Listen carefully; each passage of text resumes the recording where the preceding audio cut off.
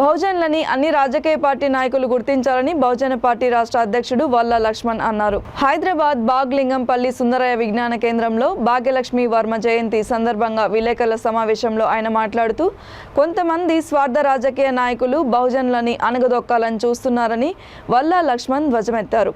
స్వతంత్రం వచ్చి 75 సంవత్సరాలు గడిచినా కూడా ఇప్పటి వరకు బహుజనులకి అన్యాయం జరుగుతూనే ఉందని అన్నారు.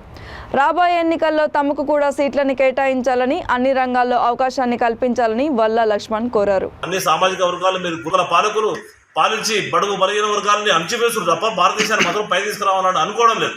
ఎంతసేపు ఈ బహుజనులను ఎన్ని పైకి రావద్దని చూస్తున్నాయి తప్ప భారతదేశంలో ఉన్నటువంటి బడుగు బలహీన వర్గాలను పై తీసుకొచ్చి భారతదేశాన్ని పై తీసుకురావాలని చెప్పి ఆలోచన వారికి ఏనాటి లేదు.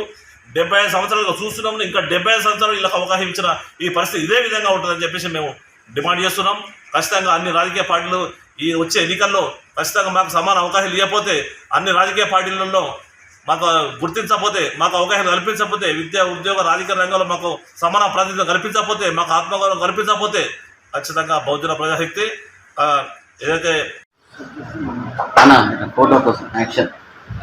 సాధిస్తాం భాగ్యరెడ్డి వర్మ ఆశయాలను సాధిస్తాం